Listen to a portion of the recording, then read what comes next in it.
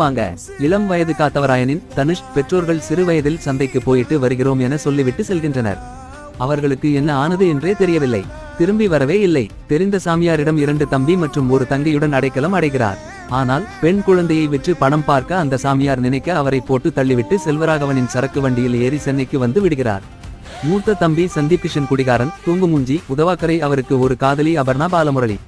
இரண்டாவது தம்பி காளிதாஸ் ஜெயராம் கல்லூரியில் தேர்தலில் நிற்கிறார். அங்கே அவருக்கும் பிரச்சனை.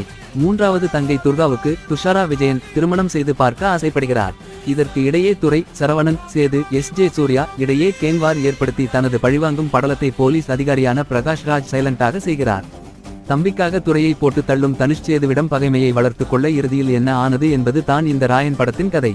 தனுஷை அமைதியாக ஃபாஸ்ட் ஃபுட் கடையில் வேலை செய்யும் நபராக காட்டுகின்றனர். ஆனால் தனது குடும்பத்திற்கு ஏதாவது வந்தால் கொலை செய்ய தயங்க மாட்டார். அவர் கையில் கத்தியை எடுத்தால் ஒவ்வொரு தலையாக உருண்டு கொண்டே இருக்கும். ஒரு கட்டத்தில்